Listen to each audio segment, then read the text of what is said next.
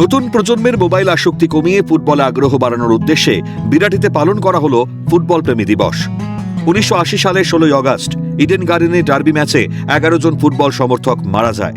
তাদেরই স্মৃতির উদ্দেশ্যে এই দিনটি ফুটবল প্রেমী দিবস হিসেবে পালন করা হয়। বিরাটি স্বেচ্ছাসেবক সংঘের উদ্যোগে ফুটবল প্রতিযোগিতার আয়োজন করা হয়। তরুণ প্রজন্মকে উৎসাহিত করতে এই উদ্যোগ, মত স্বেচ্ছাসেবক সংস্থার সাধারণ সম্পাদকের।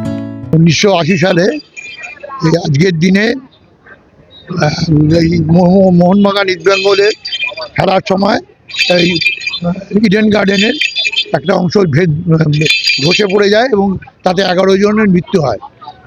এই দিবসটাকে ফুটবল প্রেমী দিবস হিসাবে পালন করে আজকের এই খেলা আমাদের, তার জন্য কালো পতাকাও টাঙানো রয়েছে এখানে। এবং আমাদের এই স্বেচ্ছাসেবক সংঘের উদ্যোগ যে আমাদের এই ফুটবল, যেটা ওয়ার্ল্ড কাপে একটা ছোট দেশ দেখিয়ে দিল ভারতবর্ষে, আজকে আমরা ওয়ার্ল্ড কাপ পর্যন্ত পৌঁছাতে পারছি না, এত বড় একটা দেশ হয়ে। আমাদের এই ফুটবলটাকে যেন আরও বেশিভাবে ছড়িয়ে দেওয়া যায়, এই উদ্যোগ নিয়েই আমরা আগামী দিনে চলব। এখানে আটটা টিম, হ্যাঁ 8টা টিম, সবই এটা প্রদর্শনী ম্যাচ বলতে পারেন, সবই ক্লাবের টিম। তাদেরকে নিমন্ত্রণ করে আনা হয়েছে। আমাদের এখানে কোনো পয়সা নেওয়া হচ্ছে না, দেওয়া হচ্ছে না, আমরা ওদেরকে দিচ্ছি নিজেদের তরফ থেকে। 14 বছর বয়সী ছেলেদের নিয়ে 8 দলের ফুটবল প্রতিযোগিতার আয়োজন করা হয়। প্রতিটা টিমে 6 জন করে খেলোয়াড় রয়েছে, 3 জন করে রিজার্ভে রয়েছে, মোট 9 জন করে রয়েছে এক একটি দলে, জানাচ্ছেন স্বেচ্ছাসেবক সংস্থার সভাপতি।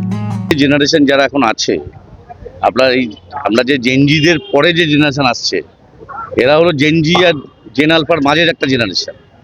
এই জেনারেশনকে আমরা চাইছি যে এই জেনারেশনটা আরও উঠে আসুক, এরা খেলাধুলার সাথে থাকুক, সারাদিন যে মোবাইল নিয়ে এরা টেপছে বাড়িতে সেটা একটু বন্ধ হয়।